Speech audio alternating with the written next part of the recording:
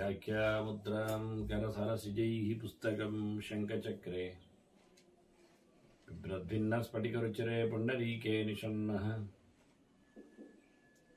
अम्लानश्रीरमृतविशदैरंशभिप्लावयन् माम् आविर्भूयादनगमहिमा मानसे वागधीशः। नमस्ते प्राणेश प्रणत विभवा यावनिमगाः नमः स्वामिन् रामप्रियतम हनुमन् गुरुगुण नमस्तुभ्यं भीम प्रबलतम कृष्णेष्ट भगवन् नमः श्रीमन्मध्वप्रदिश सुदर्शन्नो जय जय श्री गुरुभ्यो नमः। नारायणं सुरगुरुं जगदेकनाथं भक्तप्रियं सकललोकनमस्कृतं च त्रैगुण्यवर्जितमजं विभवाद्यमीशं वन्दे भवग्नम् अमरासुरसिद्धवन्द्यं नारायणं नमस्कृत्य नरं चैव नरोत्तमं देवीं सरस्वतीं व्यासं ततो जयमुदीरये। ವೇದವ್ಯಾಸರ ಮಹಾಭಾರತದ ಚಿಂತಕರಿಗೆ ವಂದನೆಗಳು. ಆಶ್ವಮೇಧಿಕ ಪರ್ವದ 86ನೆಯ ಪ್ರವಚನ. ಕೃಷ್ಣನ ಧರ್ಮೋಪದೇಶ ಧರ್ಮರಾಜನಿಗೆ, ಅವನನ್ನು ಮಾಧ್ಯಮದಲ್ಲಿಟ್ಟುಕೊಂಡು ಎಲ್ಲ ಋಷಿಗಳಿಗೆ, ದೇವತೆಗಳಿಗೆ, ಗಂಧರ್ವಾದಿಗಳಿಗೆ ಎಲ್ಲ ನಡೀತಾ ಇದೆ. ವಿಶೇಷವಾಗಿ ಧರ್ಮರಾಜ ಕೇಳಿಕೊಂಡಿದ್ದ, ಯಾರ ಜನ್ಮವೆಲ್ಲ ವ್ಯರ್ಥ ಅನಿಸ್ತದೆ, ಯಾವ ದಾನಗಳೆಲ್ಲ ವ್ಯರ್ಥ ಆಗ್ತದೆ, ಯಾರ ಬದುಕು ಅದು ವ್ಯರ್ಥ ಅಂತ, ನಿಷ್ಪ್ರಯೋಜಕ, ಮೌಲ್ಯಯುತವಾದದ್ದಲ್ಲ ಅಂತ ಅನಿಸ್ತದೆ ಅಂತೆಲ್ಲ ಹೇಳಬೇಕು ಅಂತ ಕೇಳಿದ್ದ. ವಿಶೇಷವಾಗಿ ದಾನ ಧರ್ಮವನ್ನು ಕೇಳಿದ್ದಾನೆ. ಹಿಂದೆಯೂ ಭೀಷ್ಮರು ಬೇಕಾದಷ್ಟು ತಿಳಿಸಿಕೊಟ್ಟಿದ್ರು. ಇಲ್ಲಿ ಕೃಷ್ಣನಿಂದ ತಿಳ್ಕೊಂಡಿದ್ದಾನೆ. ಒಂದು ಮೊತ್ತದ ಚಿಂತನೆ ಇಲ್ಲಿ ಬಂದಿದೆ. ಹೀಗಾಗಿ ಕೃಷ್ಣ ಹೇಳಿದ್ದ, 14 ಜನರ ಜನ್ಮ 14 ರೀತಿಯಿಂದ ಜನ್ಮ ವ್ಯರ್ಥ ಅಂತ ಹೇಳಲಿಕ್ಕೆ ಬರ್ತದೆ ಅಂತ. ಅದರೊಟ್ಟಿಗೆ ದಾನ ಧರ್ಮವೂ ಸಹ 55 ರೀತಿಯ ಜನರಿಗೆ ಕೊಟ್ಟದ್ದು ವೇಸ್ಟ್ ಅಂತ ಹೇಳುವ ಮೂಲಕ, ಸಾರ್ಥಕವಲ್ಲ ಅಂತ ಹೇಳುವ ಮೂಲಕ, ಅದರಂತೆ 6 ಬಗೆಯವರ ಜನ್ಮ ಅದು ಸರಿಯಿಲ್ಲ ಅಂತ ತಿಳಿಸುವ ಮೂಲಕ ಒಂದಷ್ಟು ಚಿಂತನೆಯನ್ನು ಲೆಕ್ಕಾಚಾರದಲ್ಲಿ ಕೃಷ್ಣ ತಿಳಿಸಿದ್ದ. ಮುಖ್ಯವಾಗಿ ಎಂಥವರ ಹುಟ್ಟು ಈ ನೆಲದಲ್ಲಿ ವೇಸ್ಟು ಅನ್ನುವುದನ್ನು 14 ರೀತಿಯಲ್ಲಿ ತಿಳಿಸಿಕೊಡುತ್ತೇನೆ ಅಂತ ಹೇಳಿಕೊಂಡವ ಹೇಳಿದ್ದಾನೆ. ಅದರಲ್ಲಿ ಉಪವಿಭಾಗ ಮಾಡಿದರೆ ಜಾಸ್ತಿ ಆಗ್ಬಹುದು. ಆದರೂ ಧರ್ಮಜ್ಞಾನ ಮೃತ ಜನ್ಮ ಲುಬ್ಧಾನಾಂ ಪಾಪಿನಾಂ ತಥಾ, ಒಟ್ಟಾರೆ ಎಲ್ಲ ಪಾಪಿಗಳದ್ದು ಅಂತ ಅರ್ಥ. ಟೋಟಲಿ ಕೊನೆಗೆ ಹೇಳುತ್ತಾನೆ ಕೃಷ್ಣ, ಇವರೆಲ್ಲ ಪಾಪಿಗಳಿದ್ದಾರೆ ಅಂತ, ಕೆಟ್ಟವರಿದ್ದಾರೆ ಅಂತ. ಯಾವ ರೀತಿಯಲ್ಲಿ ಅವರು ಕೆಟ್ಟಿದ್ದಾರೆ, ಹೇಗೆ ಅಂದ್ರೆ ಮೊದಲಿಗೆ ಹೇಳ್ತಾನೆ ಕೃಷ್ಣ, ಧರ್ಮಜ್ಞರು ಅಂತ.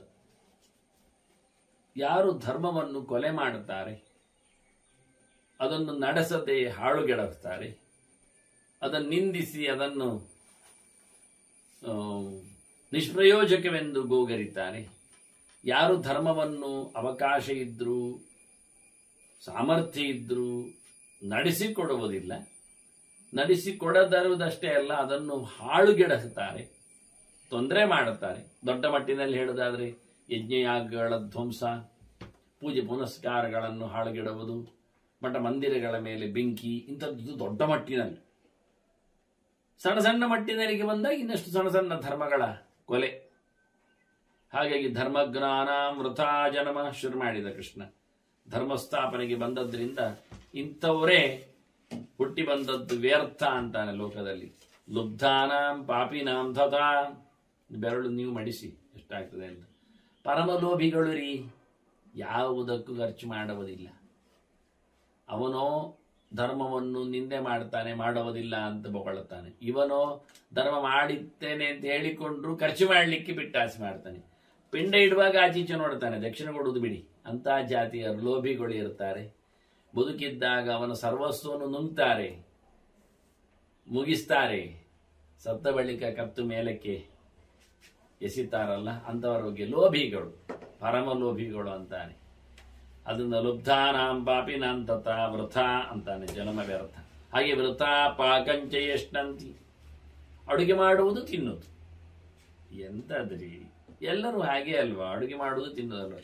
ಅಲ್ಲರಿ, ವ್ಯರ್ಥ ತಿನ್ನುವುದು. ದೇವರ ಸಮರ್ಪಣೆ ಅಂತಿಲ್ಲ, ಹಬ್ಬ ಹರಿದಿನ ಅಂತಲ್ಲ, ಅತಿಥಿಗಳ ಸತ್ಕಾರ ಅಂತ ಇಲ್ಲ, ನಮ್ಮಿ ಬಂದರು ಕೊಡುವುದು ಅಲ್ಲ. ಅದನ್ನೇ ಕೃಷ್ಣೆಯಿಂದ ಹೇಳಿದ್ದಲ್ಲ, ಏ ಪಚಂತ್ಯಾತ್ಮ ಕಾರಣ ಅಂತ. ತನಗಾಗಿ ಯಾರು ಬೇಯಿಸಿ ತಿಂತಾನೆ ಅವ ಹೇಸಿಗೆಯವ ಅಂತ ಭಗವಂತನಿಗೆ ಸಮರ್ಪಿಸಿ ಅಥವಾ ನಡೆಸಿದ ನಂತರ ದೇವರಿಗೆ ಒಪ್ಪಿಸಿ ಉಪಯೋಗಿಸಿಕೊಳ್ಳುವ ನಾವೇ. ಅಂದ್ರೆ ವೃಥಾ ಪಾಕಂ ಚ ಯಶ್ನಂತಿ, ಸುಮ್ಮನೆ ಅಡುಗೆ ಮಾಡಿ ತಿನ್ನುವುದುಂಟಲ್ಲ, ಅದು ಸಮಯ ಇಲ್ಲದ ಕೆಲಸ ಅಂತಾನೆ. ಅದು ವೈಶ್ವಾನರ ಯಜ್ಞ ಆಗುವುದಿಲ್ಲ ಅಂತಾನೆ. ಪರದಾರ ರಥಾಷ್ಟಯೇ, ಮತ್ತೊಬ್ಬರ ಹೆಂಡತಿಯರನ್ನು ಯಾರು ಎಳಿತಾನೋ ಪ್ರೀತಿಸ್ತಾನೋ ಉಪಯೋಗಿಸುತ್ತಾನೋ ಅಂಥವನು ಒಳ್ಳೆಯವನಲ್ಲ ಅಂತ.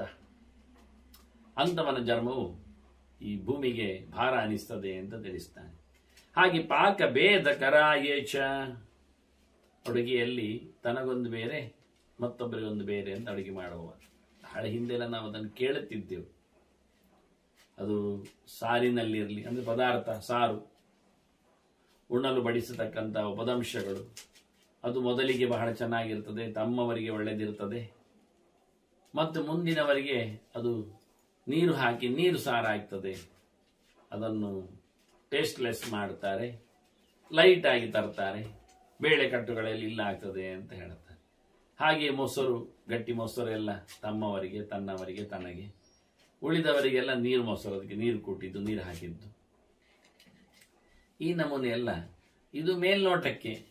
ಇನ್ನು ಪಾಕ ಭೇದಕರ, ತಮಗೂಟಕ್ಕೆ ವಿಷಯವೇ ಬೇರೆ, ಪಬ್ಲಿಕ್ ಊಟಕ್ಕೆ ವಿಷಯಗಳೇ ಬೇರೆ. ತನ್ನ ಸೇವೆಗಳಿಗೆ, ಸೇವಾರ್ಥಿಗಳಿಗೆ, ಭೃತ್ಯರಿಗೆ, ಸಂಬಂಧಿಗಳಿಗೆ ಊಟವೇ ಬೇರೆ. ಹೀಗೆ ಮಾಡುವವ, ವ್ಯತ್ಯಾಸ ಮಾಡುವವ ಯಾವತ್ತು ಕರ್ಮಾಂಗಗಳಲ್ಲಿ ತನ್ನವರಲ್ಲಿ ಸೇರಿದವರಲ್ಲಿ ವ್ಯತ್ಯಾಸ ಮಾಡಲಿಕ್ಕಿಲ್ಲ. ತಾವು ಉಣ್ಣುವ ಊಟವೇ ಉಳಿದವರಿಗೆ, ಉಳಿದವರು ಉಣ್ಣುವ ಊಟವೇ ತನಗೆ. ಹೀಗಿರಬೇಕು ಅಂತ ಪಾಕಭೇದ ಮಾಡಲಿಕ್ಕಿಲ್ಲ.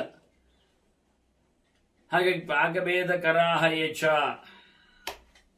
ತಮಗೊಂದು ಮತ್ತೊಬ್ಬರಿಗೊಂದು ಅಂತ ಸ್ಟ್ಯಾಂಡರ್ಡ್ ಅಲ್ಲಿ ಚೇಂಜ್ ಮಾಡಿ ಅಡುಗೆ ಮಾಡುವವನು ಸಹ ಅವನಿ ನೆಲದಲ್ಲಿ ಹಾಳು ವ್ಯಕ್ತಿ ಅಂತ ಅರ್ಥ.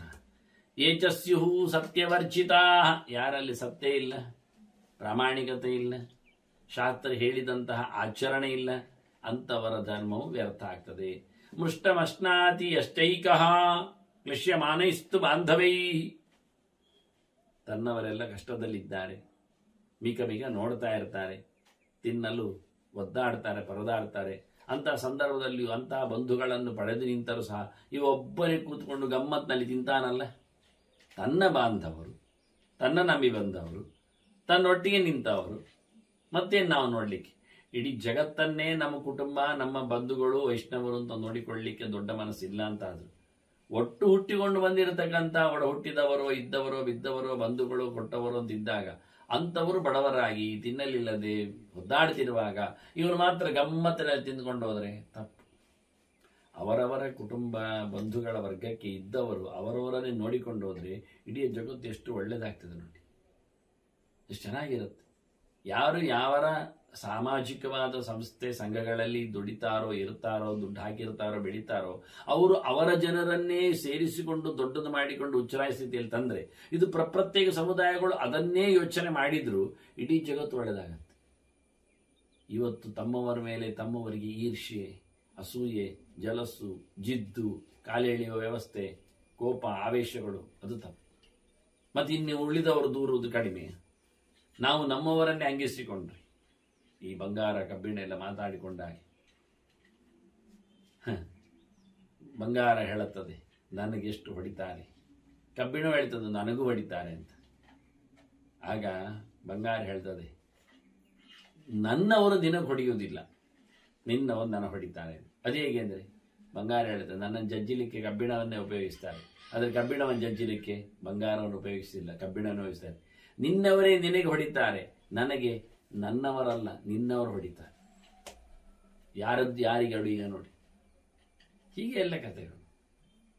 ಅದನ್ನ ಮರವು ಬೊಬ್ಬೆ ಹೊಡಿತದೆ, ನಮ್ಮವರೇ ಸೇರಿಕೊಂಡು ನಮ್ಮ ಕೊನೆಯನ್ನು ಮಾಡ್ತಾರೆ ಅಂತ. ಗರಗಸಕ್ಕೆ, ಕತ್ತಿಗೆ, ಕೊಡಲಿಗೆ ಎಲ್ಲ ಹಿಡಿಯಾಗುವವರು ಯಾರು? ಮರವೇ. ಆ ದೊಡ್ಡ ಮರವನ್ನು ಉರುಳಿಸ್ಲಿಕ್ಕೂ ಆ ಮರ ಸೇರಿಕೊಳ್ಳುತ್ತದೆ. ಹೀಗಾಗಬಾರದು ಅಂತ ಹೇಳಿಕೊಂಡು ತಮ್ಮವರನ್ನು ಉದ್ಧಾರ ಮಾಡಿದರೆ ಎಲ್ಲ ಸಮಾಜವು ತಮ್ಮಷ್ಟಕ್ಕೆ ಉದ್ಧಾರ ಆಗುತ್ತಲ್ಲ. ಅದರಿಂದ ಕಷ್ಟಪಡುವವರನ್ನು ನೋಡುವಾಗ, ತನ್ನವರನ್ನು ನೋಡುವಾಗ ಒಬ್ಬನೇ ಇಷ್ಟವಾಗಿ ಸುಖವಾಗಿ ತಿನ್ನುವುದು ಅದು ಸರಿಯಲ್ಲ, ಅಂತವನ ಜನ್ಮ ವ್ಯರ್ಥ ಅಂತ. ಪಿತರಂ ಮಾತರಂಚೈವ ಉಪಾಧ್ಯಾಯಂ ಗುರುಂತತ ಮಾತುಲಂ ಮಾತುಲಾನಿಂಚ ಯೋ ನಿಹನ್ಯಾತ್. ತಂದೆಗೆ ತಾಯಿಗೆ ಹೊಡೆಯುವವರು, ಗುರುಗಳಿಗೆ ಪಾಠ ಮಾಡಿದವರಿಗೆ ಎಲ್ಲ ಹೊಡೆಯುವವರು, ಮಾವನಿಗೆ ಅತ್ತೆಗೆ ಇವರಿಗೆಲ್ಲ ಹೊಡೆಯುವವರು, ಇಂಥವ್ರಿಗೆ ಅರ್ಥ ವೇಸ್ಟ್ ಅಲ್ಲ. ಹೊಡೆಯುವುದಿಲ್ಲ, ನಾವು ಬೈಯುವುದು ಮಾತ್ರ. ಬೈಯುವುದಾದ್ರೂ ತಪ್ಪಂತಾರೆ. ಇನ್ನೊಂದು ಶಪೇತವಾ ಅಂತಾರೆ. ಇಲ್ಲಿ ಎರಡು ರೀತಿಯವರ ಜನ್ಮವನ್ನು ಉಪೇಕ್ಷೆ ಮಾಡುವುದರಿಂದ, ಅವರನ್ನು ತಿರಸ್ಕರಿಸುವುದರಿಂದ, ಅವರನ್ನು ಧಿಕ್ಕರಿಸುವುದರಿಂದ, ಅವರಿಗೆ ಅಪಚಾರ ಮಾಡುವುದರಿಂದ, ಅವರನ್ನು ಬಡಿಯುವುದರಿಂದ, ಹೊಡೆಯುವುದರಿಂದ, ಸಂಹರಿಸುವುದರಿಂದ ಅಂತವರು ಮಾಡಿದ ಅಪಚಾರ ಪಾಪ ಅದು ದೊಡ್ಡದಾಗುತ್ತೆ, ಭೂಮಿ ಸಹಿಸಿಕೊಳ್ಳುವುದಿಲ್ಲ. ಅಂತವರು ವ್ಯರ್ಥ ಜನ್ಮವನ್ನು ಪಡೆದದ್ದು ಕೃಷ್ಣ ಹೇಳುತ್ತಾನೆ. ಮತ್ತು ಹೇಳುತ್ತಾನೆ ಬಹಳ ಚೆನ್ನಾಗಿ, ಬ್ರಾಹ್ಮಣಶ್ಚೈವ ಯೋ ಭೂತ್ವ ಸಂಧ್ಯೋಪಾಸನ ವರ್ಚಿತ. ಒಳ್ಳೆ ಸಂಸ್ಕಾರ ಆಗಿದೆ. ವೇದವಂತರ ಜನ್ಮ ಕುಲದಲ್ಲಿ ಹುಟ್ಟಿ ಬಂದಿದ್ದಾನೆ. ಇಂಥವನಿದ್ದು ಭಗವಂತನ ಎಚ್ಚರವನ್ನು ಸಂಜೆ ಹೊತ್ತಿನಲ್ಲಿ ಸಂಧಿಕಾಲದಲ್ಲಿ ಮಾಡದೇ ಇರುವವನು, ನೇರ ಹೇಳುವುದಾದ್ರೆ ಜಪ ಬಿಟ್ಟವ, ಈ ನೆಲಕ್ಕೆ ಭಾರ ಇದ್ದಾನೆ ಅಂತ ಅವನ ಜನ್ಮ ವ್ಯರ್ಥ. 3 ಹೊತ್ತು ಭಗವಂತನ ಚಿಂತನೆ ಮಾಡ್ತಾ ಬರಬೇಕು ವ್ಯಕ್ತಿ ಆದವ. ಅಷ್ಟು ಮಾತ್ರ ಅಲ್ಲ, ನಿಸ್ವಧಃ ನಿಸ್ವಾಹ ನಿಸ್ವಧಶ್ಚೈವ ಅಂತಾರೆ. ಯಾವುದೇ ರೀತಿಯಾದ ಸ್ವಾಹಾಕಾರಗಳಿಗೆ ಅವನು ತೆರೆದುಕೊಳ್ಳುವುದಿಲ್ಲ ತನ್ನನ್ನು. ಅಂದ್ರೆ ದೇವತೆಗಳ ಉಪಾಸನೆ ಇಲ್ಲ, ಅಗ್ನಿಮುಖದ ಆರಾಧನೆ ಇಲ್ಲ. ನಿಸ್ವಧಃ ಪಿಂಡ ಶ್ರಾದ್ದ ಸಂಕಲ್ಪಗಳನ್ನೆಲ್ಲ ಮಾಡುತ್ತಾ ಇಲ್ಲ, ತರ್ಪಣವನ್ನು ಕೊಡುತ್ತಾ ಇಲ್ಲ, ಪಿತೃವರ್ಗದವರನ್ನು ಖುಷಿಪಡಿಸ್ತಾ ಇಲ್ಲ, ದೇವವರ್ಗದವರನ್ನು ಆರಾಧಿಸ್ತಾ ಇಲ್ಲ. ಇಂಥವನು ಅವನು ಉಪಯೋಗಕ್ಕಿಲ್ಲ. ಮತ್ತೆ ಹೇಳ್ತಾರೆ ಇನ್ನು ಬಹಳ ಚಂದವಾದಂತಹ ಮಾತು ಏನು ಕೇಳಿದ್ರೆ, ಶೂದ್ರಾಣ ಅನ್ನಭುಗ್ ದ್ವಿಜಃ ಅಂತ. ಸಂಸ್ಕಾರ ಇಲ್ಲದವರ ಊಟ ಮಾಡ್ತಾನಲ್ಲ, ಇದಕ್ಕಿಂತ ಹೊಲಸು ಏನುಂಟು ಕೇಳ್ತಾನೆ. ಹೊಟ್ಟೆ ಒಳಗೆ ಹಾಳು ಪದಾರ್ಥಗಳನ್ನು ತುಂಬಿಸಿಕೊಳ್ಳುವವ, ಅಸಂಸ್ಕೃತರ, ಶೌಚಾಚಾರ ವರ್ಜಿತರ, ಲೆಕ್ಕ ಸಿಗದವರ, ಅನಾಪ್ತರ ಸಂಪತ್ತನ್ನು ತಿನ್ನುವವ ಉಣ್ಣುವವ ಅವನು ಒಳ್ಳೆಯವನಲ್ಲ ಅಂತ. ಕೊನೆ ಕೃಷ್ಣ ಹೇಳ್ತಾನೆ, ಭಕ್ತನಲ್ಲದವ ಎಲ್ಲರೂ ವೇಸ್ಟ್ ಅಂತಾನೆ. ಹಾಗಾದ್ರೆ ಭಕ್ತರೇ ಆಗ್ಬೇಕಂದ್ರೆ ಮಮ್ಮವ ಶಂಕರಸ್ಯಾತ ಬ್ರಹ್ಮಣೋವ ಯುಧಿಷ್ಠಿರ ಅಂತಾನೆ ಕೃಷ್ಣ. ನನ್ನದಾಗಲಿ ಪ್ರೀತಿ ಮಾಡುವವನಾಗಲಿ, ಇಲ್ಲ ಶಿವನನ್ನಾಗಲೂ ಮೆಚ್ಚಿಸಿಕೊಳ್ಳಿ, ಇಲ್ಲ ಪ್ರಾಣತತ್ವವನ್ನಾಗಲೂ ಉಪಾಸನೆಗೆ ನೆಲೆಗೊಳ್ಳಲಿ, ಅವ ಯಾರನ್ನಾದರೂ ನೋಡಿಕೊಳ್ಳಿ. ಮಮ್ಮವ ಶಂಕರಸ್ಯಾತ ಬ್ರಹ್ಮಣೋವ ಯುಧಿಷ್ಠಿರ. ಬೇಡ, ಕಣ್ಣಿಗೆ ಕಾಣುವುದಿಲ್ಲ, ಇವರು ನಂಬಲಿಕ್ಕೆ ಆಗುವುದಿಲ್ಲ. ಆದ್ರೆ ಅಥವಾ ಬ್ರಾಹ್ಮಣಾನಂತೂ ಏನ ಭಕ್ತಾ ನರಾಧಮಾ, ಅಥವಾ ಬ್ರಾಹ್ಮಣರ, ಭಗವಂತನನ್ನು ನಂಬಿದವರ, ವೇದ ಬಲ್ಲವರ, ಅವರ ಆರಾಧನೆಯನ್ನು ಉಪಕಾರ, ಅವರ ಸೇವೆಯನ್ನಾದರೂ ಮಾಡಿದವನಾಗಿ. ದೇವರ ಭಕ್ತರಲ್ಲದಿರೇ ಪರವಾಗಿಲ್ಲ, ದೇವರನ್ನು ನಂಬಿದವರ ಭಕ್ತನಾದರೂ ಆಗಿಬಿಡಲಿ. ಅಂತವರಾದರೆ ಈ ನೆಲದಲ್ಲಿ ಇರುವುದು ಸಾರ್ಥಕ. ಅಂತವರು ಯಾರಲ್ಲವೋ ಅಂತವರ ವ್ರಥಾ ಜನ್ಮಾನ್ಯಥಾಯಿತಾಶಾಂ ಪಾಪಿನಾಂ ವಿದ್ಧಿ ಪಾಂಡವ. ಹೀಗಾಗಿ ಇಂತಹ 14 ಬಗೆಯ ಮಂದಿಗಳ ಜನ್ಮ ಅದು ಸರಿಯಿಲ್ಲದ್ದು ಅಂತ ಕೃಷ್ಣ ಹೇಳ್ತಾನೆ. ಇದರೊಟ್ಟಿಗೆ ಕೊನೆಗೆ ಹೇಳ್ತಾನೆ ಬಹಳ ಚಂದವಾಗಿ, ವಾಸ್ತವವಾಗಿ ದಾನವು ಹೀಗೆ ಇದೆ ಅಂತ. ಒಂದು 55 ದಿಕ್ಕುಗಳನ್ನು ತೋರಿಸ್ತಾನಲ್ಲ, ವ್ಯರ್ಥ ದಾನ, ಸರಿ ಇಲ್ಲದ್ದು, ಕೊಟ್ಟದ್ದು ಉಪಯೋಗ ಇಲ್ಲದ್ದು ಅಂತ. ಕೊನೆಗೆ ಹೇಳುವಾಗ ಗ್ರಾಮಕೂಟಾಯ ಯದ್ದತ್ತಂ ದಾನಂ ಪಾರ್ಥಿವ ಪುಂಗವ ವೃಥಾ ಭವತಿ ತತ್ ಸರ್ವಂ ನಾತ್ರಕಾರ್ಯ ವಿಚಾರಣ ಅಂತ ಇನ್ನೂ ಅನೇಕ ಮಾತುಗಳಿಂದ ದಾನವನ್ನು ಹೊಗಳುತ್ತಾನೆ, ತಿಳಿಸಿಕೊಡುತ್ತಾನೆ ಹೇಗೆ ಏನು ಅಂತ. ಹಾಗಾಗಿ ಇಲ್ಲಿ ಎಲ್ಲ ಕೊಟ್ಟದ್ದು ದಾನ ವ್ಯರ್ಥ ಆಗ್ತದೆ. ಅದರಲ್ಲಿ ಏನು ಮತ್ತೆ ಚರ್ಚೆ ಚಿಂತನೆ ಎಲ್ಲ ಇಲ್ಲ. ಯಾಕೆ ಹೇಳ್ತಾನೆ ಕೃಷ್ಣ ಅಂದ್ರೆ, ಫಲ ಕೊಡುವುದವನೇ ಅಲ್ವಾ, ಫಲ ಮತ ಉಪಪತ್ತೇ ಅಂತ. ನಮಗೆಲ್ಲ ಮಾಡಿದ್ದರ ರಿಸಲ್ಟ್ ಎಲ್ಲಿಂದ? ಕರ್ಮವೇ ಏನು ನಮಗೆ ಫಲ ಕೊಡುವುದಿಲ್ಲಲ್ಲ. ಕರ್ಮಸ್ವಾಮಿ, ಕರ್ಮಾಧ್ಯಕ್ಷ, ಕರ್ಮ ಮಾಡಿಸಿದೋ ಇದ್ದಾನಲ್ಲ ಭಗವಂತ. ಅದಕ್ಕೆ ಮಾರ್ಕ್ ಹಾಕುವವ, ಗ್ರೇಡ್ ಕೊಡುವವ ಎಲ್ಲ ಅವನೇ. ಲೋಭದೋಷಗಳ ಪರಿಮಾರ್ಜನೆಯಲ್ಲಿ ಕೂತವನವನೇ. ಅದನ್ನು ದೇವರು ಹೇಳುತ್ತಾನೆ, ಇಂಥವರಿಗೆ ಕೊಟ್ಟಿರತಕ್ಕಂಥ ದಾನದಲ್ಲಿ ಪುಣ್ಯ ಇಲ್ಲ, ವೃಥಾ ಭವತಿ ತತ್ಸರ್ವಂ. ಏನೆಲ್ಲ ಲೆಕ್ಕ ಹಾಕುವ ಹೇಗೆ ಅಂದ್ರೆ ಬಹಳ ಚೆನ್ನಾಗಿದೆ, ಸಿಂಪಲ್. ನಮಗೆ ವರ್ಡ್ ಅರ್ಥ ಆದ್ರೆ ಆಯ್ತು, ಮತ್ತೆಲ್ಲ ಸರಿ. ಅವನು ಹೇಳ್ತಾನೆ, ಅಶ್ರದ್ಧೆಯಾಪಿ ಯದ್ದತ್ತಂ, ಆರಂಭದಲ್ಲಿ ಹೇಳ್ತಾನೆ, ಶ್ರದ್ಧೆ ಇಲ್ಲದೆ ಕೊಟ್ಟರೆ ಅದು ಕೊಟ್ಟಂತೆ ಅಲ್ಲ. ಶ್ರದ್ಧೆ ಅಂದ್ರೆ ಶ್ರದ್ಧಾಮಾಸ್ತಿಕ್ಯ ಬುದ್ಧಿ ಸ್ಯಾತ್. ದೇವರು ಇದ್ದಾನೆ, ಧರ್ಮ ಇದೆ, ಅಧರ್ಮ ಇದೆ, ಪುಣ್ಯ ಪಾಪ ಇದೆ, ಸ್ವರ್ಗ ನರಕ ಇದೆ. ಎಲ್ಲ ಆಸ್ತಿಕರಿಗೆ. ಆಸ್ತಿಕ್ಯ ಪ್ರಜ್ಞೆ ಇಲ್ಲದೆ ಕೊಟ್ಟರೆ ಶ್ರದ್ಧೆ ಇಲ್ಲ, ಇನ್ವಾಲ್ವ್ಮೆಂಟ್ ಇಲ್ಲ, ಪ್ರೀತಿ ಇಲ್ಲ, ಆದರ ಇಲ್ಲ. ವೇದವೇ ಹೇಳಿತ್ತಲ್ಲ, ಶ್ರದ್ಧೆಯ ಧೇಯಂ ಮತ್ತೆ ಅಶ್ರದ್ಧೆಯ ಅಧೇಯಂ ಅಂತ. ನಿಮಗೆ ಪ್ರೀತಿ ಶ್ರದ್ಧೆ ಇದ್ದರೆ ಕೊಡಿ, ಇಲ್ಲ ಆದ್ರೆ ಕೊಡಬೇಡಿ ಅಂತ. ಹಾಗಾದ್ರೆ ಅಶ್ರದ್ಧೆಯಿಂದ, ಅಶ್ರದ್ಧೆ ಅಂದ್ರೆ ಅದನ್ನು ತರ್ಜುಮೆ ಮಾಡಿ ಹೇಳೋದಾದ್ರೆ ಅಸಡ್ಡೆ, ಅಸಡ್ಡೆಯಿಂದ ಕೊಟ್ಟ ದಾನ. ಕೃಷ್ಣ ಅರ್ಜುನನಿಗೆ ಹೇಳಿದ್ದ, ಅಶ್ರದ್ಧೆಯ ಉತಂದತ್ತನ್ ತಪಸ್ತಪ್ತಂ ಕೃತಂಚೇತ್ ಅಸದಿತ್ಯುಚ್ಯತೆ ಪಾರ್ಥ ಅಂತ. ಅದನ್ನು ಅಸತ್ ಅಂತ ಹೇಳುತ್ತೇನೆ ಅಂತ. ಅದನ್ನು ಗರುಡನಿಗೆ ಹೇಳಿದ್ದ, ಅಸದಿತ್ಯುಚ್ಯತೆ ಪಕ್ಷಿನ್ ಅಂತ.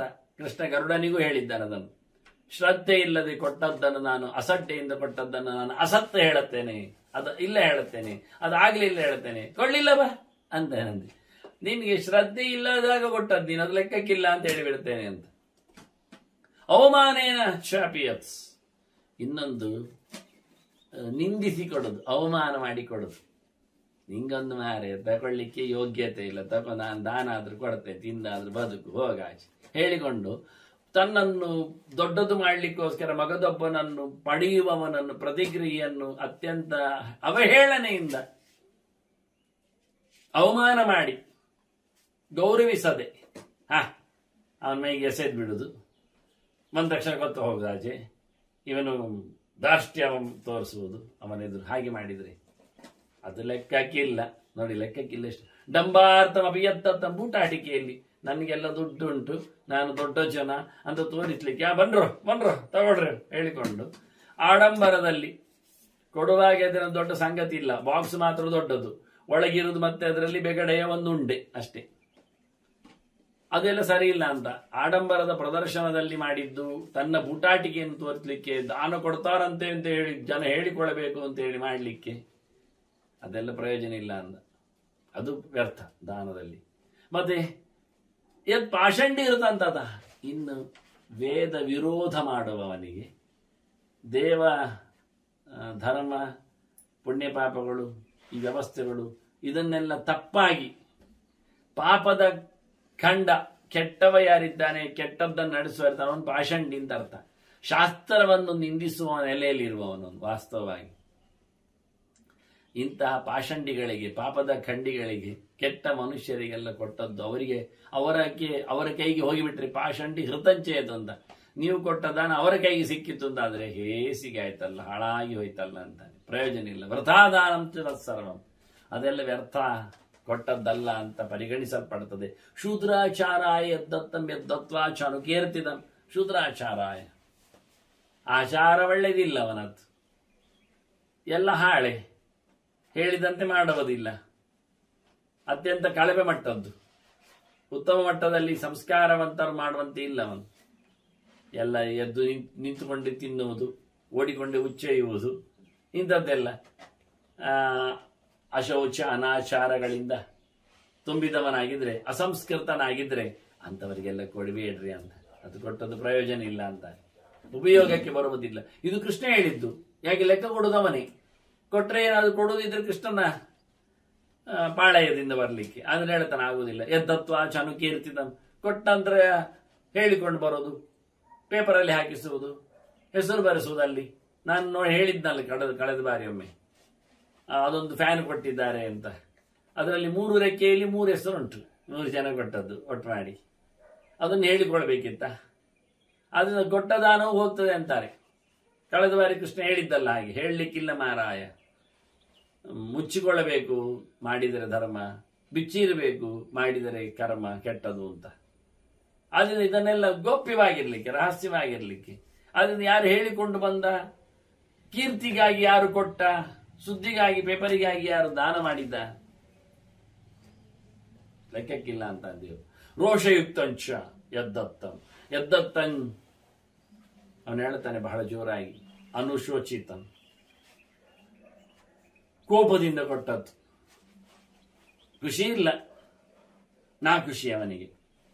ಹಾಗಾಗಿ ಅಂತ ಕೋಪದಿಂದ ಮಾಡಿದರೆ, ಸಿಟ್ಟಿನಿಂದ ನಡೆಸಿಕೊಟ್ರೆ ಶಾಸ್ತ್ರ ಅಪಚಾರ ಆದಾಗ ಲೆಕ್ಕ ಅದು ದಾನ ಲೆಕ್ಕ ಸೇರೋದಿಲ್ಲ. ಮತ್ತೆ ಎದ್ದತ್ತು ಅನುಶೋಚಿತ, ಕೊಟ್ಟ ನಂತರ ಕೂಗುದು ಅಂತ ಕರ್ಮ ಮಾರ. ಅವ್ರು ಕೊಡ್ಲಿಕ್ಕೆ ಹೇಳಿದ್ರು ಕೊಟ್ಟೆ, ಕೊಡಬಾರ್ದಿತ್ತು, ಹಾಳಾಗಿ ಹೋಯ್ತು, ಖರ್ಚಾಯ್ತು, ನನಗಿಲ್ಲ ಆಗ್ತದೆ, ಇನ್ನು ಎಂತ ಮಾಡುದು ಹಾಗೀಗೆ. ಕೊಟ್ಟ ನಂತರ ಕೆಲವರು ಪಿರಿ ಹೇಳುವುದುಂಟು, ಅದು ಪ್ರಯೋಜನ ಇಲ್ಲ. ದಾನ ಮಾಡಿದ ನಂತರ ಕೂಗಾಡಿಕೊಂಡ್ರು 0 ಮಾರ್ಕ್. ಡಂಬಾರ್ಜಿತಂಚ ಯದ್ದತ್ತಂ ವೆಚ್ಚವಾಪಿ ಅನೃತಾರ್ಜಿತಂ. ಇನ್ನು ಮೋಸದಿಂದ ಸಂಪಾದನೆ ಮಾಡಿದ್ದು ಅದು ದಾನಕ್ಕೆ ಬರೋದಿಲ್ಲ. ಸುಳ್ಳು ಹೇಳಿ ತಂದದ್ದು ಅದು 0 ಮಾಡ್ತದೆ. ಅದು ನೀವು ಸುಳ್ಳು ಹೇಳಿ ಸಂಪಾದನೆ ಮಾಡಬೇಡಿ, ಅಡ್ಡದಾರಿಯಲ್ಲಿ ತಂದಿಡಬೇಡಿ. ಪ್ರಾಮಾಣಿಕವಾಗಿ ದುಡಿದ್ರೆ ಕೊಡಿ, ಅದು ದಾನಕ್ಕೆ ಬೆಲೆ ಕೊಡ್ತದೆ. ಮತ್ತು ಯಾವುದೇ ರೀತಿಯಿಂದಲೂ ಸಹ ನೀವು ಸಂಪಾದನೆ ಮಾಡಿದ್ದರಿಂದ ದಾನದಲ್ಲಿ ಫಲವನ್ನು ನಿರೀಕ್ಷಲಿಕ್ಕೆ ಆಗುವುದಿಲ್ಲ. ಬ್ರಾಹ್ಮಣತ್ವ ಅಂಶಯದ್ದತ್ತು. ಇನ್ನೊಂದು ಬ್ರಾಹ್ಮಣ ಸ್ವಂಚಯದ್ದತ್ತು.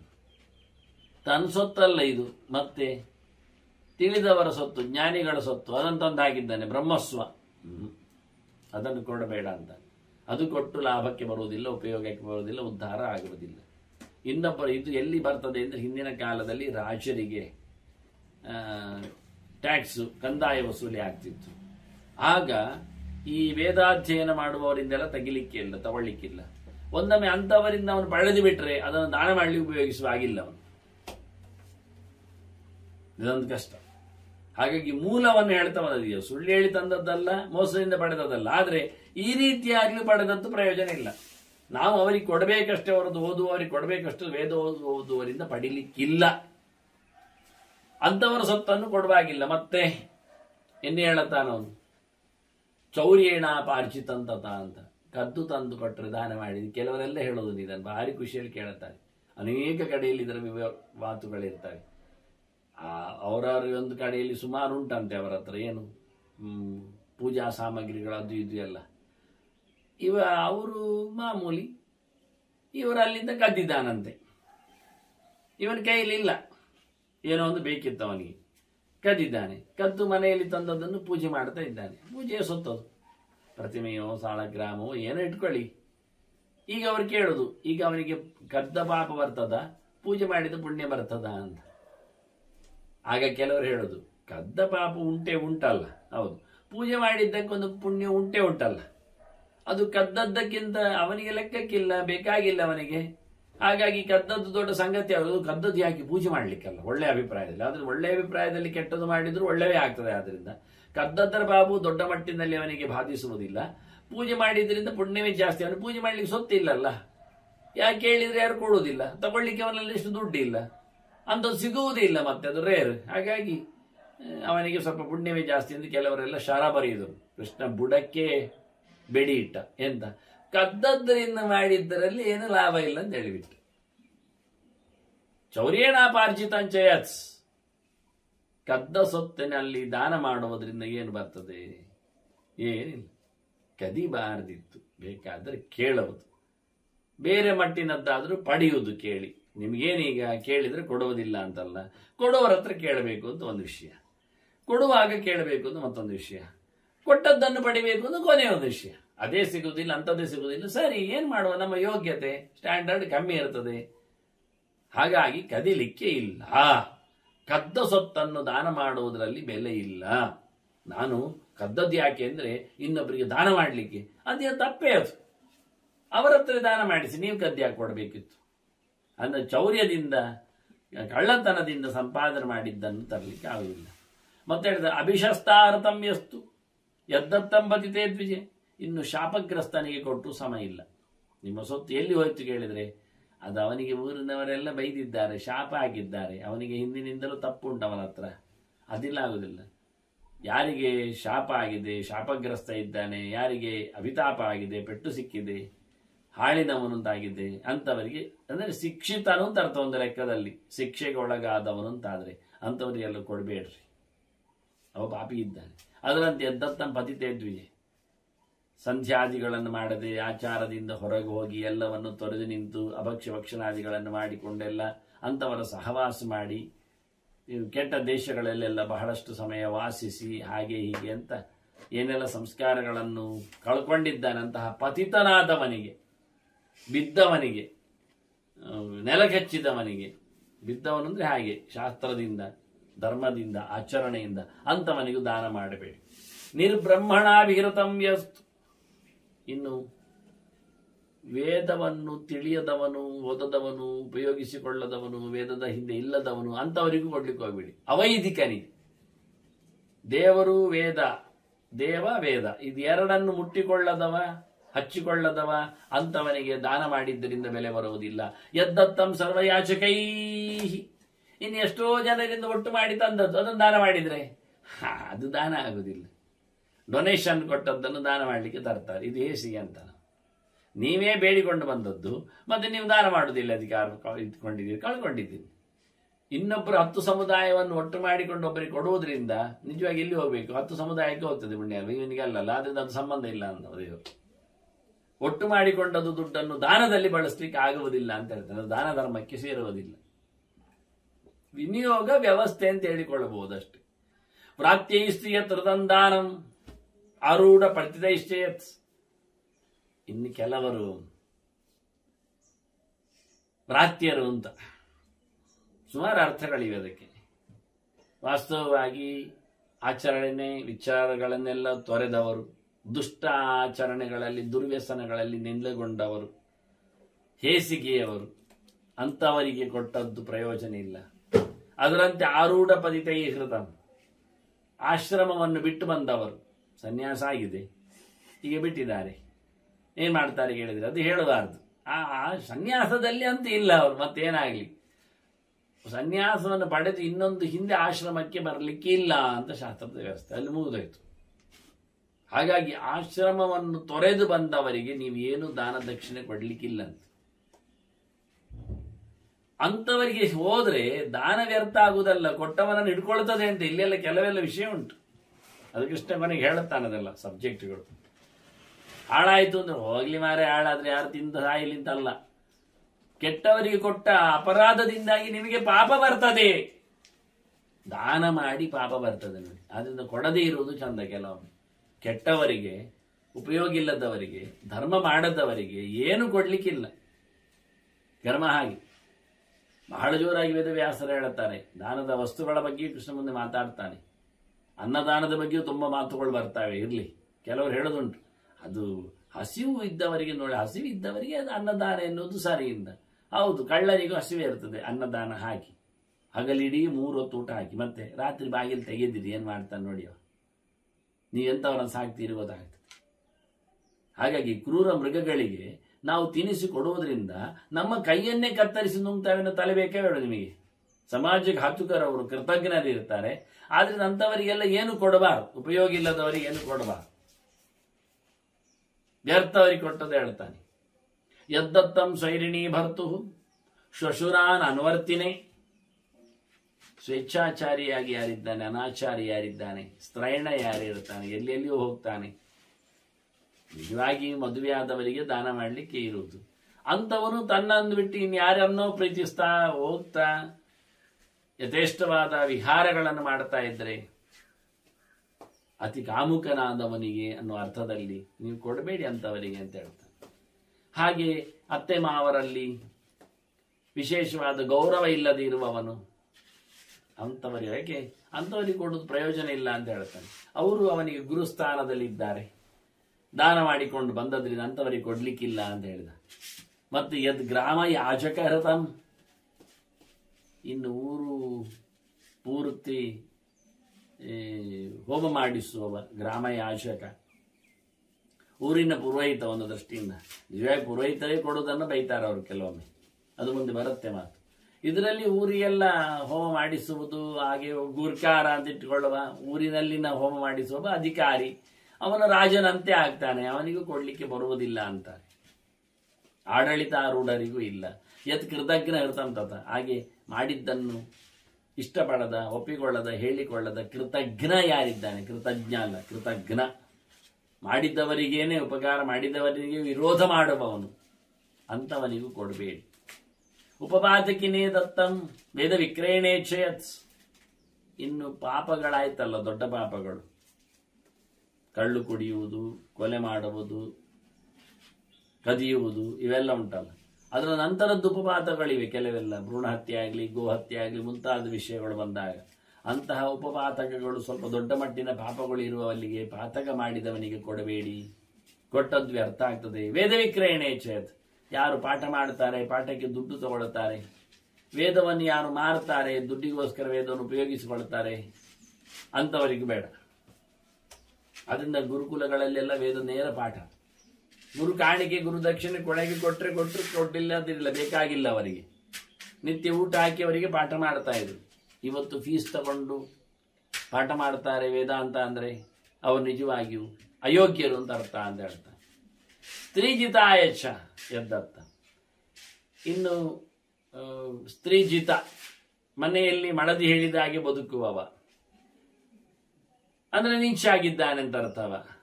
ಸ್ವತಂತ್ರ ಅವನಲ್ಲಿ ಪ್ರವೃತ್ತಿ ಇಲ್ಲ ಅಂತ ಅರ್ಥ. ಹೇಳಿ ಅಂತ ಅರ್ಥ. ಅಂಥವ್ರಿಗೆ ಕೊಡಬೇಡಿ ಅಂದೇವ. ಅದರಂತನೇ ಎದ್ದತ್ತಂ ರಾಜಸೇವಿನಿ, ರಾಜನ ಸೇವೆ ಮಾಡುವವ. ಅವನು ಆಡಳಿತಾರೂಢ ಪಕ್ಷಕ್ಕೆ ಬರ್ತಾನೆ, ಮಂತ್ರಿ ಅಂತೆಯೋ ಇನ್ಯಾವುದೋ ಒಂದು ದಳವಾಯಿ ಅಂತೆಯೋ ಕೂತು ಬಿಟ್ರೆ, ರಾಜತನದ, ರಾಜವಂಶದ, ರಾಜಾಡಳಿತ ಜನರಿಗೆ ಯಾರು ಸೇವಕನಾಗಿರ್ತಾನೆ ಅವನಿಗೆ ಅವನಿಗೆ ಬೇಕಾದಷ್ಟು ತೆಲ್ಲಿಕ್ಕಿರುತ್ತೆ, ನೀನು ದಾನ ಮಾಡಬೇಡ, ಪ್ರಯೋಜನ ಇಲ್ಲ. ಅದರಂತೆ ಧ್ವಣಿಕರ್ಮಿಣೆ, ವ್ಯಾಪಾರ ಮಾಡುವವನಿಗೆ. ವ್ಯಾಪಾರ ಮಾಡುವ ಬ್ರಾಹ್ಮಣ ಆಗುವುದಿಗೆ. ಕೆಲವು ಬ್ರಾಹ್ಮಣನು ಕಟ್ಟೆಯಲ್ಲಿ ಹೊರಗಿಟ್ಟುಕೊಂಡು ವ್ಯಾಪಾರಕ್ಕೆ ಶುರು ಮಾಡ್ತಾನೆ. ಅಂತ ವ್ಯಾಪಾರಿಗೆ, ವ್ಯಾಪಾರವನ್ನೇ ತನ್ನ ಕಸುಬು ಮಾಡಿಕೊಂಡವನಿಗೆ ದಾನವನ್ನು ಕೊಡುವುದು ವ್ಯರ್ಥ ಅಂತಾನೆ. ಯದ್ದತ್ತಂ ಶಸ್ತ್ರಜೀವಿನಿ. ಇನ್ನು ಕೆಲವೊಮ್ಮೆ ಆಪತ್ಕಾಲದಲ್ಲಿ ಕ್ಷತ್ರಿಯ ವೃತ್ತಿಯನ್ನು ಮಾಡಿದವರಿದ್ದಾರೆ, ಅಂದ್ರೆ ಆಯುಧ ಹಿಡಿದವರು, ಆಯುಧದಿಂದ ಬದುಕುವವರು, ಸಹಾಯ ಮಾಡುತ್ತಾ ಸೇವೆ ಮಾಡುತ್ತಾ ಆಗುವುದಿಲ್ಲ. ಆ ಲೆಕ್ಕದಲ್ಲಿ ಗಾರ್ಡ್ಸ್ಗಳು ಇವರೆಲ್ಲ ಆಗುವುದಿಲ್ಲ. ಇವರೆಲ್ಲ ಆಯುಧ ಹಿಡ್ಕೊಂಡು ಸೇವೆ ಮಾಡುವವರು, ಅಂಥವರಿಗೆಲ್ಲ ಕೊಡ್ಲಿಕ್ಕೆ ಹೋಗಬೇಡಿ ಅಂದ. ಶಸ್ತ್ರಜೀವ ಅವರಿಗೆ. ಇನ್ನೊಂದು ವೃಷಲೀಪತೆಯೇ, ಕೆಟ್ಟವಳನ್ನು ಪಡೆದವನು, ಅತ್ಯಂತ ನೀಚ ಸ್ತ್ರೀಯರಲ್ಲಿ ಅನುರಕ್ತನು, ಇಂಥವರಿಗೂ ಕೊಡಬೇಡ. ಮತ್ತೆ ಎದ್ದತ್ತಂ ಅವನು ಹೇಳ್ತಾನೆ ಅದರೊಟ್ಟಿಗೆ ವೇದ ವಿಕ್ರಯಣೆ ತತ ಅಂತ. ವೇದವನ್ನು ಅದು ಹೇಳಿದೆ ನಾನು. ವೇದ ಅಂದ್ರೆ ಅಭ್ಯಾಸ, ಪಾಠ ಮಾಡಿಸುವಂಥದ್ದು. ಅದರೊಟ್ಟಿಗೆ ಕ್ಷುದ್ರ ಜೀವಿನೇ, ವಣಿಕರ್ಮ ಮಾತ್ರ ಅಲ್ಲ, ವ್ಯಾಪಾರ ವ್ಯವಹಾರ ಮಾಡ್ತಾ ಮತ್ತೆ ಕ್ಷುದ್ರ ಮಂತ್ರೋಪಜೀವಿನೇ, ಭೂತ ಪ್ರೇತಗಳ ಮಂತ್ರಗಳನ್ನೆಲ್ಲ ಜಪ ಮಾಡುವವ, ಅದನ್ನು ಆರಾಧನೆ ನಡೆಸುವವ. ಅವಂತವ ನೀವು ಮಂತ್ರ ವ್ಯಕ್ತಿ ತಿಳಿದವ ಅಂತೆಲ್ಲ ಹೇಳಲಿಕ್ಕಿಲ್ಲ. ಅವನು ಉದಾತ್ತನಾಗಿ ಇಲ್ಲ, ತಾಮಸನಾಗಿರ್ತಾನೆ ಅಂತ ಅರ್ಥ. ಅಂಥವನಿಗೂ ಪ್ರಯೋಜನ ಇಲ್ಲ ಅಂತಾರೆ.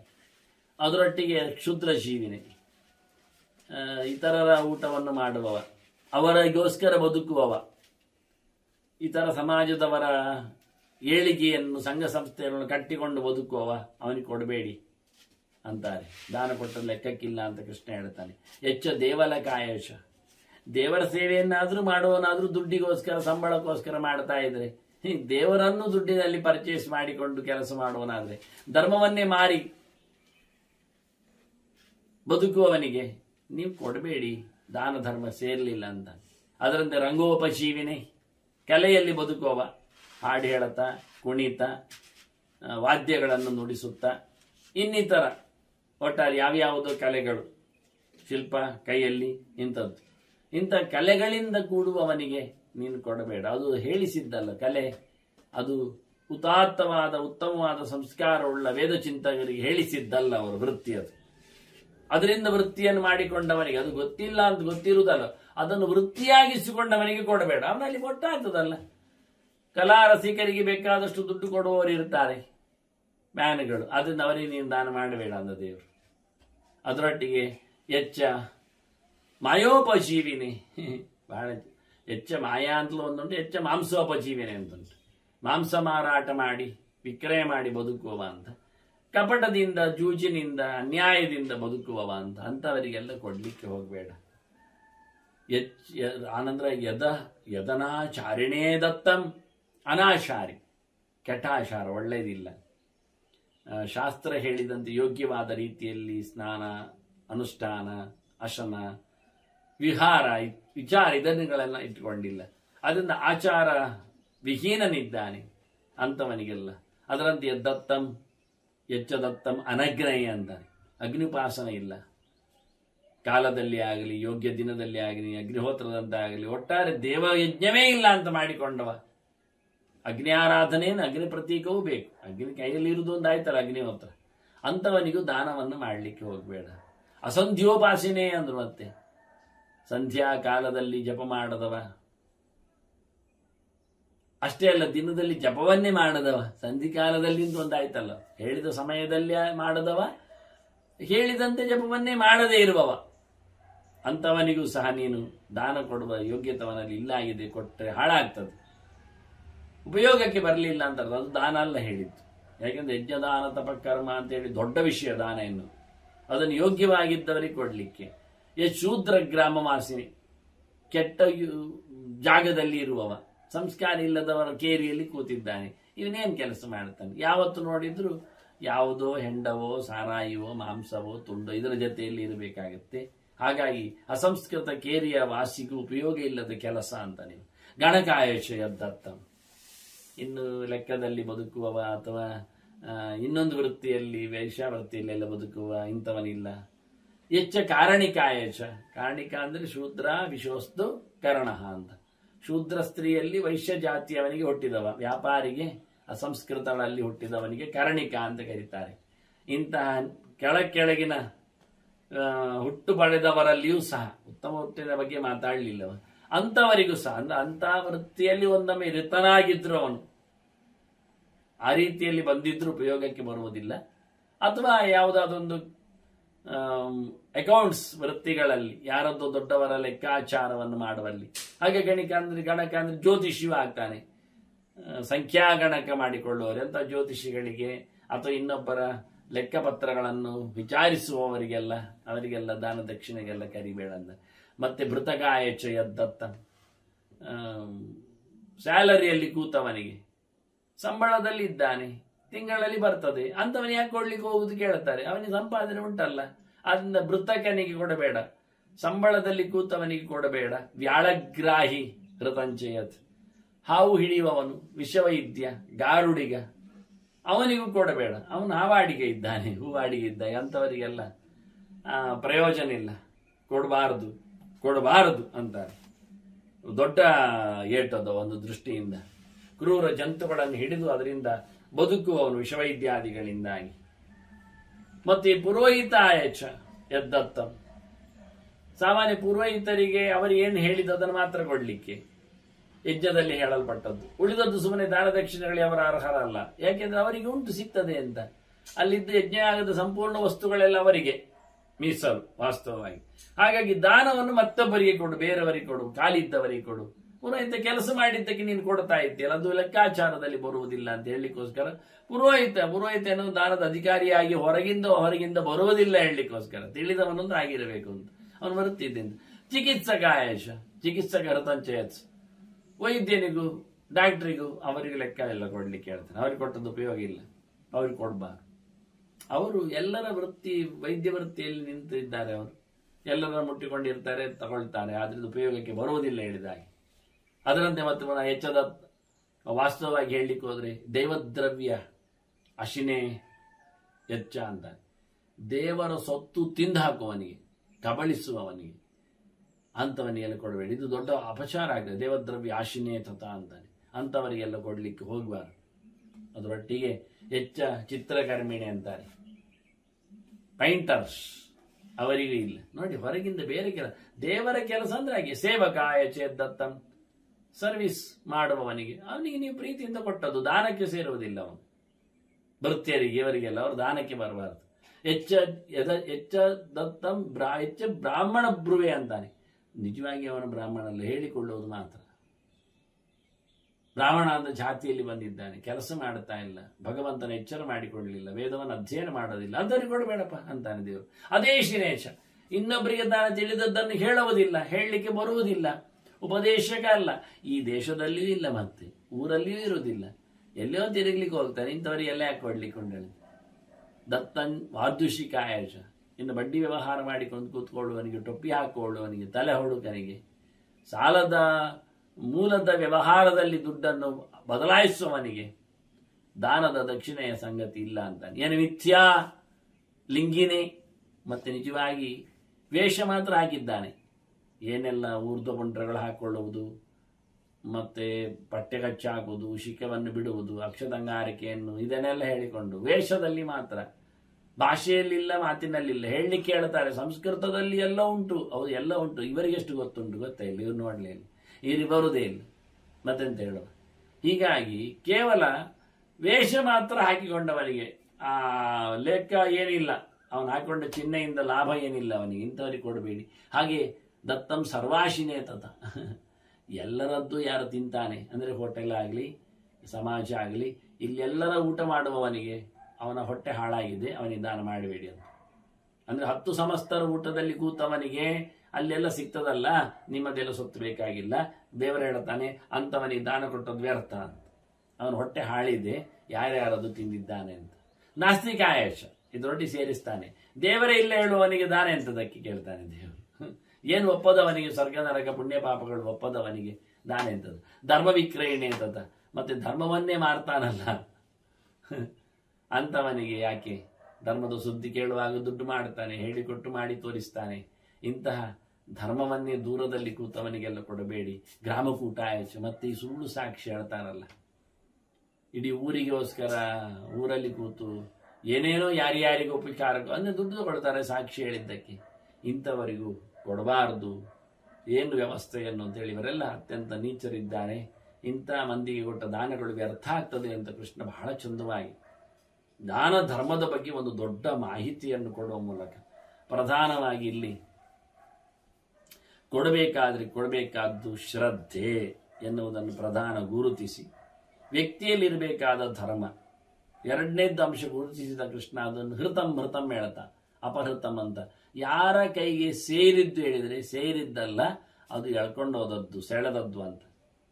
ಅದನ್ನ ಕೆಟ್ಟವರ ಕೈಗೆ ಸೊತ್ತು ಬರಬಾರದು. ಒಂದೊಮ್ಮೆ ದುಡ್ಡು ಕೊಟ್ಟಾಗ ಹುಚ್ಚನಿಗೆ ಕೊಟ್ಟರೆ ಏನಾಗುತ್ತೆ? ಅವ ಹುಚ್ಚಿನಿಂದ ಅದನ್ನು ಬೇರೆ ಯಾವುದೋ ಸೊತ್ತನ್ನು ಪಡೆದು ಅದರಿಂದ ಹಾನಿಗೊಳಿಸಿ ಮಾಡ್ತಾನೆ. ಹಾಗಾಗಿ ದುಡ್ಡಿನಿಂದ ಅವನೇನೋ ಪರ್ಚೇಸ್ ಮಾಡಬಹುದು, ಸಾರಾಯಿ ಕುಡಿಬಹುದು. ಇದು ಇವರಿಗೆ ಹಿಡುಕನಿಗೆ ತಲೆ ಇಲ್ಲದವನಿಗೆ ಕೊಟ್ಟದ್ದಾಗ. ಆದ್ರಿಂದ ಕೃಷ್ಣ ಬೇರೆ ಬೇರೆ ಜನರನ್ನು ಗುರುತಿಸಿ ಸಮಾಜದಲ್ಲಿ ಯಾರಿಗೆ ಅದರ ಹರಕತ್ತಿದೆ, ಬೇಕಾಗಿದೆ ಎನ್ನುವುದನ್ನು, ಸಾಮಾಜಿಕ ಮೌಲ್ಯಗಳನ್ನು ಗುರುತಿಸಿಕೊಂಡು, ಅವ ವೈದ್ಯ ಇರಬಹುದು, ರಂಗೋಪಜೀವಿ ಇರಬಹುದು, ಕಲಾವಂತನಿರಬಹುದು, ಇವರಲ್ಲಿ ಇಲ್ಲಿ ಬರುವುದಿಲ್ಲ ಅನ್ನುವ ಮೂಲಕ ಕೇವಲ ವೇದವನ್ನು ಉಪಯೋಗಿಸಿಕೊಂಡು ಪಾಠ ಪ್ರವಚನದಲ್ಲಿ ತನ್ನನ್ನು ತೊಡಗಿಸಿಕೊಂಡು ಅಧ್ಯಾತ್ಮ ವಿದ್ಯೆಯನ್ನು ಬೆಳಗಿಸುವಲ್ಲಿ ಯಾರು ಕೂತಿರುತ್ತಾನೆ, ಪ್ರಾಮಾಣಿಕನಾಗಿರ್ತಾನೆ, ಅಂಥವರಿಗೆ ಕೊಡಬೇಕು ಅನ್ನುವ ನೆಲೆಯಲ್ಲಿ ಮುಖ್ಯವಾಗಿ ದಾನಗಳು ಪಾತ್ರದ ಮೇಲೆ ನಿಂತಿದೆ ಎಂದು ತೋರಿಸಿಕೊಟ್ಟ. ಇದನ್ನು ಬಹಳ ಸುಂದರವಾಗಿ ಸಣ್ಣದಾಗಿ ಕೃಷ್ಣ ಅರ್ಜುನನಿಗಿಂದ ಹೇಳಿದ್ದ. ದೇಶೇ ಕಾಲೇ ಚ ಪಾತ್ರೇ ಚ ಯದ್ದಾನಂ ಸಾತ್ವಿಕಂ ಸ್ಮೃತಿ. ಇನ್ನು ಮುಂದೆ ಹೇಳ್ತಾನೆ ಅದನ್ನು ಬರುವಾಗ. ಇಲ್ಲಿ ಸಾತ್ವಿಕ ಒಳ್ಳೆಯ ದಾನ ಅಂದ್ರೆ ಪಾತ್ರವನ್ನು ನೋಡಿಕೊಡುದು. ಇಷ್ಟೆಲ್ಲ ಪಾತ್ರಗಳು ಆಗುವುದಿಲ್ಲ ಅಂತ ಇಲ್ಲಿ ಹೇಳಿದಾಗೆ ಪಾತ್ರ ಜೊತೆಯಲ್ಲಿ ಸೂತ್ರವನ್ನು ಹೇಳಿದ್ದಾನೆ. ತಪ್ಪು ಮಾರ್ಗದಿಂದ ಸಂಪಾದನೆ ಮಾಡಿರಬಾರದು ಅಂತ ದ್ರವ್ಯದ ಸೋರ್ಸ್ ಅದರ ಬಗ್ಗೆ ಹೇಳಿದ್ದ. ಆನಂತರ ಕೊಡುವಾಗ ಇರಬೇಕಾದಂಥ ಮೊನೋಪೋಲಿ ವ್ಯಕ್ತಿಗತವಾದದ್ದು. ಕೀರ್ತಿ ಬರಬೇಕು ಅಂತಲ್ಲ, ಆಡಂಬರಕ್ಕಾಗಿ ಅಲ್ಲ, ಸುಳ್ಳು ಹೇಳಿಕೊಂಡು ಅಲ್ಲ, ಶ್ರದ್ಧೆ ಇಲ್ಲದೆ ಅಸಡ್ಡೆಯಿಂದ ಅಲ್ಲ. ಇದು ವೈಯಕ್ತಿಕ. ವ್ಯಕ್ತಿಗತವಾಗಿ ಹೇಗಿರಬೇಕು ದಾನದ ನೆಲೆಯಲ್ಲಿ, ವ್ಯಕ್ತಿಗಳು ಪಾತ್ರಗಳು ಹೇಗೆ ಬರಬೇಕು, ಅದರ ಮೂಲಗಳು ಹೇಗೆ ಸಂಪಾದನೆಯಲ್ಲಿ ಆಗಿರಬೇಕು, ಮುಖ್ಯವಾಗಿ ಉದಾತ್ತವಾಗಿ ದೇವರ ಧರ್ಮವನ್ನು ಒಪ್ಪುವವನಿರಬೇಕು ಎನ್ನುವುದು. ಆಸ್ತಿಕ, ಸಂಧ್ಯೋಪಾಸ್ತಿ ನಡೆಸುವವ, ಇದನ್ನೆಲ್ಲ ಅಂದ್ರೆ ಇದರ ಇನ್ನೊಂದು ಮುಖ. ಸಂಧ್ಯಾ ವಂದನೆ ಮಾಡೋದನ್ನು ಕೊಡಬೇಡ ಅಂದ್ರೆ ಏನರ್ಥ? ದೇವರಿಗೆ ಸಂಧ್ಯಾ ವಂದನೆ ಮಾಡುವವನು ಬೇಕು ಅಂತ. ವೇದವನ್ನು ಮಾರುವವನಿಗೆ ಕೊಡಬೇಡ ಇದನ್ನ, ವೇದವನ್ನು ಇನ್ನೊಬ್ಬರಿಗೆ ದುಡ್ಡಿಗೋಸ್ಕರ ಕೊಡ್ಲಿಕ್ಕೆ ಹೋಗ್ಬೇಡ, ಧರ್ಮಕ್ಕೆ ಹಂಚು ಕೊಡೋದಾದ್ರೆ. ಈ ಎಲ್ಲ ಮುಖಗಳನ್ನು ನೋಡಿಕೊಂಡಾಗ 55ರ ಬಗ್ಗೆ ದಾನ ಹೇಳಿದ್ರು 55 ಆಂಗಲ್ಸ್ಗಳು ಇಲ್ಲಿವೆ. ಆದ್ರೆ ನಾನು ಸುಮಾರಾಗಿ ಸುಲಭವಾಗಿ ಅರ್ಥ ಹೇಳುವಾಗಿ ಅನುವಾದ ಮಾತ್ರ ವಿವರಣೆ ಕೊಡದೆ ಅರ್ಥ ಮಾತ್ರ ಕೊಟ್ಟಿದ್ದೆ. ಆದ್ರೆ ಅದರಲ್ಲಿ ಇರತಕ್ಕ ಕೆಲವು ಥೀಮ್ಸ್ಗಳಿವೆ ಅಂತ, ಇಥಿಕ್ಸ್ಗಳಿವೆ ಅಂತ ಹೇಳುತ್ತೆ. ನಾನು ಕೆಲವು ಈ ಜಾತಿಯ ಬಗ್ಗೆ ಆಗಲಿ ಅಥವಾ ಇನ್ನಿತರ ವ್ಯಕ್ತಿಗಳ ಬಗ್ಗೆ ಆಗಲಿ ಅದು ಸೂತ್ರಗಳು ಕೆಲವಿವೆ ಅಂತ ಹೇಳಲಿಕ್ಕೋಸ್ಕರ ತೋರಿಸಿಕೊಟ್ಟೆ.